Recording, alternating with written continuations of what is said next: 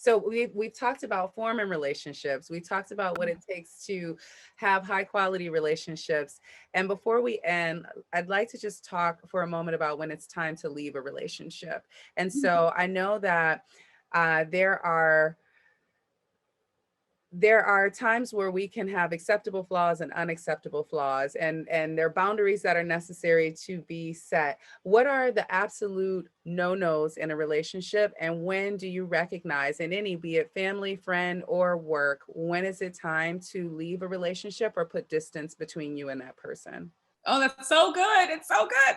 I've been through that a bunch of times. Some that ended horribly, you know, in court or etc., and others that ended with a walk in the park. You know when it's time to leave, when the space is not safe anymore, when the space is not safe for you, and which means if I'm not in a space where I can, if this is a personal professional, if I can't grow professionally or if I can't grow personally, the space is no longer safe for me.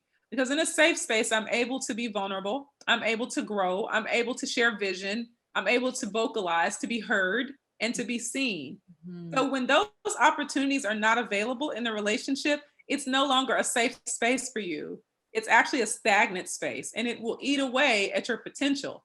And that it happens at work. You'll be at work you'll be at a job for years, and you love people so much, and people find it hard to leave because they've gotten comfortable, but the space is no longer safe. It's not fertile. So you find yourself stuck between, do I want to be stagnant in this space or do I want to be fertile in a new space? You know, and a lot of times people will stay in one and forget and forsake the dream of being somewhere else. For me, I've gotten to a place of confidence where I know I require, in my safety, I have to be seen, heard, I have to be stimulated, have room for growth, and fertilized in a relationship. So and that, let me just break that down to some actionable things. What it looks like is, can I trust you financially? That's a big piece of relationships. Mm-hmm. Which means if $1,000 fall out of my wallet, or you're gonna get it in a second, or you're gonna say, "Hey, $1,000 fell out of your wallet." Yeah, yeah, yeah. You know, if I fall sick and can't handle the bank accounts, will I have anything left? Will we have anything left? What's going to happen? So that trust piece is a big part of that. That financial is a big part of that.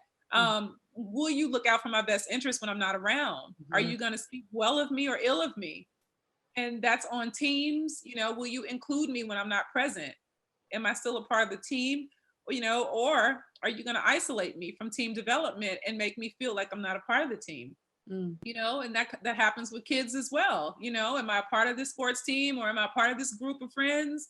Or when I'm not around, are you talking bad about me on Snapchat or you know, whatever you're doing? So, you know, thinking about that, like when I'm not around, am I still respected and valued, or am I being torn apart?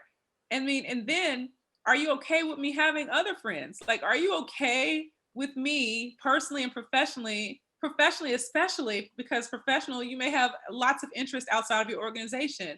Are you okay with me consulting? Are you okay with me being a part of another affinity group, or having speaking engagements, or writing a book, you know? Or personally, are you okay with me having friends who have different interests that you don't even care about? So, or are you territorial?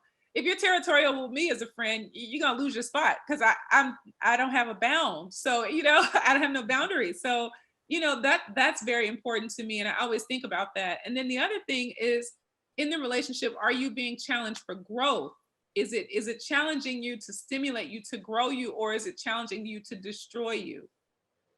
Two different challenges, and we have to be willing to observe, is this challenge actually growing me, or is this an attempt to destroy me? Is this questioning my character and my identity and my possibility, or is this helping to stimulate and unleash another level of who I am?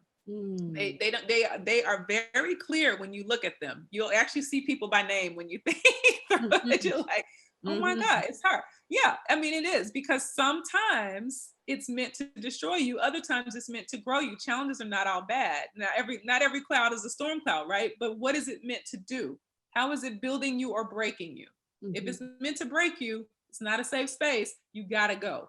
If Yeah. it's building you up, stick with it, because that friend or that boss is trying to unleash, unlock something really special on the inside of you.